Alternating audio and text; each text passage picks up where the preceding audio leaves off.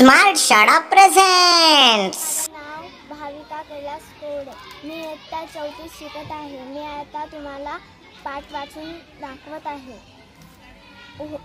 पाठ 22वा। होय मी सुद्धा। मोहन अशी आईची हाक ऐकताच मोहन समजला, आईचं काहीतरी काम आहे। आई कुठल्या वेळी कशी हाक मारते हे मोहनला पक्के ठाऊक होते। कपाळावर आठ्या घालतच मोहन घरात आला। त्याला खेळायला जायचे होते।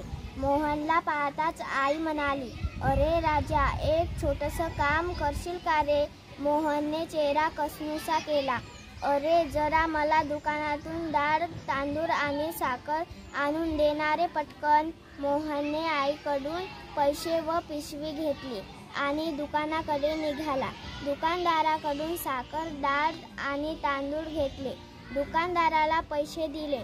दुकानदाराने परत दिलेल्या पैसे त्याने खिशात कोंबले। धावतच घर गाठले। मोहनने घरात पिशवी ठेवली। आईला पैशांचा हिशेब देण्यासाठी मोहनने आकडेमोड केली। कागदावर हिशेब मांडला। खिशातले पैसे काढून भराभर मोजू लागला। दुकानाकडे चुकून 50 रुपये मोहनला जास्त दिले होते। त्याने हळूच पाहिले। त्याचे लक्ष नव्हते। आई कामात होती। त्याने थरथऱ्या हाताने ती 50ची नोट पॅन्टच्या खिशात ठेवले। त्याने आईला हिशेब दिला। उरलेले पैसे मोजून दिले। आई काही म्हणताच तोच आईची नजर चुकवत मोहन म्हणाला, आई, मी खेळायला जातो। मोहनचे मित्र खेळ खेळण्यासाठी वाटच पाहत होते। सर्वजण खेळात रमले आणि त्याचे मन खेळात रमेना। मोहन घरी परतला आणि मोहनची वाटच पाहत होती। चल, हातपाय धुवून घे, जेवायला बसूया। मोहनने वरण भात कालवला।